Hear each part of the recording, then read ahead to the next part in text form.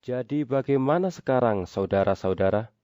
Bila mana kamu berkumpul, hendaklah tiap-tiap orang mempersembahkan sesuatu, yang seorang mazmur, yang lain pengajaran, atau penyataan Allah, atau karunia bahasa roh, atau karunia untuk menafsirkan bahasa roh. Tetapi semuanya itu harus dipergunakan untuk membangun. Jika ada yang berkata-kata dengan bahasa roh, biarlah 2 atau sebanyak-banyaknya 3 orang, seorang demi seorang, dan harus ada seorang lain untuk menafsirkannya. Jika tidak ada orang yang dapat menafsirkannya, hendaklah mereka berdiam diri dalam pertemuan jemaat, dan hanya boleh berkata-kata kepada dirinya sendiri dan kepada Allah. Tentang nabi-nabi, baiklah 2 atau 3 orang di antaranya berkata-kata, dan yang lain menanggapi apa yang mereka katakan. Tetapi jika seorang lain yang duduk di situ mendapat penyataan, maka yang pertama itu harus berdiam diri. Sebab kamu semua boleh bernubuat seorang demi seorang, sehingga kamu semua dapat belajar dan beroleh kekuatan. Karunia nabi takluk kepada nabi-nabi. Sebab Allah tidak menghendaki kekacauan, tetapi damai sejahtera. Shalom saudara. Ketika ada orang yang bertanya kepada kita, mengapa kita ibadah di gereja Kristus Tuhan? Mengapa tidak di gereja yang lain? Bukankah gereja itu banyak? Kira-kira apa jawaban kita? Saudara, kebanyakan orang beralasan beribadah di gereja tertentu. Itu adalah karena lagu-lagunya menyentuh, menggugah emosi, musiknya enak, gedungnya indah, dan lain sebagainya. Nah, apabila hal-hal di atas menjadi alasan kita beribadah di gereja tertentu, maka pertanyaan mendasar buat kita, sebenarnya ibadah itu yang menikmati siapa? Tuhan atau kita? Apabila ibadah itu yang menikmati Tuhan, mengapa ukuran kenikmatan adalah diri kita? Lagu-lagunya menyentuh, menggugah emosi, musiknya enak dan tidak enak. Bukankah itu ukurannya adalah diri kita, bukan Tuhan? Dan apabila yang menikmati adalah kita, mengapa kita berkata kemuliaan untuk Tuhan? Sementara kita menuntut di dalam ibadah, kitalah yang disenangkan. Saudaraku, sesungguhnya Alkitab mengajarkan bahwa yang menikmati ibadah kita adalah Allah, bukan kita. Karena itu panggilan kita bukan penikmat ibadah, tetapi pelayan ibadah. Saya ulang saudara, yang menikmati ibadah kita itu adalah Allah, bukan diri kita. Karena itu ibadah ditutup dengan segala kemuliaan bagi Allah. Sehingga kita dipanggil bukan sekedar menjadi penikmat, tetapi kita dipanggil menjadi pelayan ibadah. Karena tiap anggota tubuh Kristus terlibat dalam pelayanan, tidak hanya menjadi penonton, penerima, dan penikmat pelayanan. Mengapa saudara? Karena tiap anggota tubuh Kristus diberikan minimal 1 karunia untuk pembangunan tubuh Tuhan. Dan kita dipanggil untuk menggunakan karunia itu di dalam pembangunan tubuh Kristus melalui pelayanan. Tiap orang dipakai Allah untuk berkontribusi membangun tubuh Kristus, baik yang secara struktur menjadi penatua, pengurus komisi, maupun pelayanan di luar struktur seperti visitasi, mungkin juga singers, pemusik, liturgis, semua berguna untuk pembangunan tubuh Tuhan. Oleh karena itu, banyak karunia, tetapi satu tubuh. Namun demikian dalam ibadah itu, sekalipun terdiri banyak karunia, bermacam-macam karunia, Allah tidak menghendaki dalam ayat yang ke-33 kekacauan, tetapi damai sejahtera. Sebab Allah tidak menghendaki kekacauan, tetapi damai sejahtera. Di dalam ibadah itu yang Allah kehendaki adalah damai sejahtera.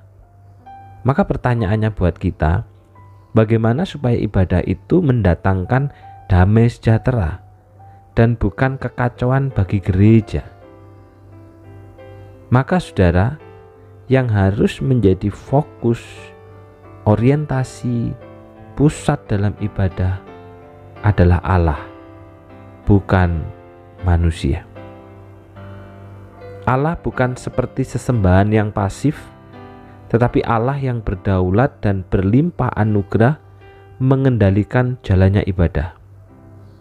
Sehingga saudara, bagaimana sikap kita dalam ibadah dan pelayanan menunjukkan seberapa dalam pemahaman kita tentang Allah dan apakah Allah yang menjadi pusat atau tidak. Contoh, kita tidak melayani karena kecewa dengan sesama pelayan. Maka pertanyaannya, siapa sesungguhnya yang menjadi pusat dari pelayanan kita? Kalau Allah, maka kecewa itu tidak akan membuat kita berhenti melayani. Ketika Allah yang menjadi pusat, maka ukuran ibadah adalah ketertiban, bukan kenikmatan. Dan dalam konteks jemaat Korintus yang kita baca hari ini, firman Tuhan memberikan jawaban bagi kita, bagaimana supaya ibadah itu membawa ketertiban, membawa damai sejahtera. Yang pertama, saudara, semua karunia rohani harus dipergunakan untuk membangun. Karunia rohani, baik itu sebagai penatua, pengurus komisi karena pemimpin, liturgis, pemusik, penerima tamu, multimedia, semua karunia rohani itu harus dipergunakan untuk membangun, bukan untuk memecah belah, tetapi untuk mendekatkan diri dengan Allah dan untuk mendekatkan sesama umat dengan Allah. Kalau karunia itu memecah belah, kalau karunia itu justru membuat jemaat terpisah, maka kita perlu introspeksi diri. Ada apa dengan diri kita? Nah, yang kedua, saudara, semua harus saling menghormati dan menahan diri.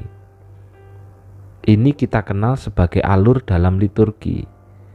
Satu persatu pemahaman kehidupan iman dalam anugerah bergulir dalam tata ibadah yang dinamis dan tertata indah.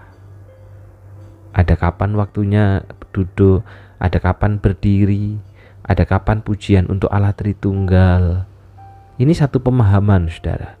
Pengakuan dosa, kemudian petunjuk hidup baru, pengakuan iman, diberitakan firman, membawa persembahan. Nah, ini adalah satu kesatuan. Dan yang ketiga, karena Allah adalah fokus ibadah, maka pemberitaan firman menjadi penting dalam ibadah. Ibadah adalah perjumpaan dan interaksi pengungkapan isi hati Allah dan respon jemaat kepadanya. Bukan hanya tuntutan kebutuhan hati kita.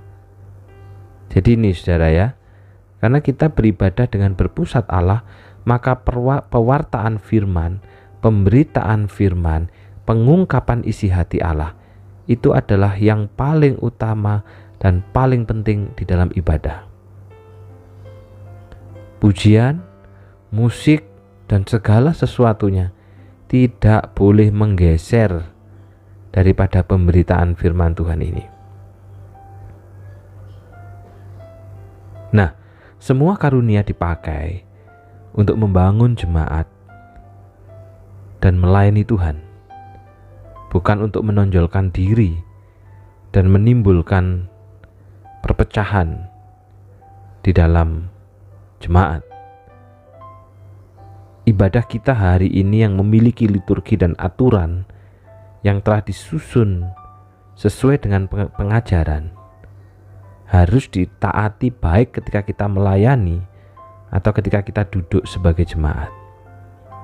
Karena itu, mari kita beribadah untuk menyenangkan hati Tuhan, untuk berpusat kepada Tuhan dengan tertib dan teratur demi membangun tubuh Kristus. Sebab Tuhan yang kita sembah tidak menyukai kekacauan, tapi damai sejahtera. Dan kita dipanggil sebagai pelayan ibadah dan bukan penikmat ibadah. Mari kita berdoa. Bapa yang di surga, kami bersyukur hari ini kami diingatkan tentang makna daripada ibadah itu. Seringkali kami salah memahami Tuhan, karena kami menganggap bahwa diri kami adalah penikmat ibadah, sehingga ukuran kenikmatan itu adalah apa yang menyenangkan kami, enak dan tidak enak. Sebenarnya Alkitab mengajarkan bahwa ibadah itu yang menikmati adalah Tuhan, sehingga ukuran daripada ibadah itu adalah Tuhan dan kebenaran. Apakah Tuhan disenangkan? Apakah Tuhan dimuliakan? Apakah Tuhan, pemberitaan firman itu menjadi fokus yang paling penting di dalam jalannya ibadah itu? Tolonglah kami semua ya Bapa, supaya kami makin terus beribadah sesuai dengan kemauan Tuhan, bukan kemauan diri kami. Secara khusus, kami berdoa untuk Pendeta Hartines yang hari ini dalam pelayanan pulang dari pelayanan di Semarang. Kiranya Tuhan yang menyertai dalam perjalanannya dari Semarang sampai Banyuwangi dalam keadaan yang baik, dalam keadaan yang sehat. Dan biarlah pelayanannya yang ditinggalkan di Semarang, pemberitaan firman itu menjadi berkat rohani bagi saudara-saudara kami yang ada di GKT Semarang. Terima kasih Bapa, dalam nama Tuhan Yesus kami sudah berdoa. Amin. Tuhan memberkati.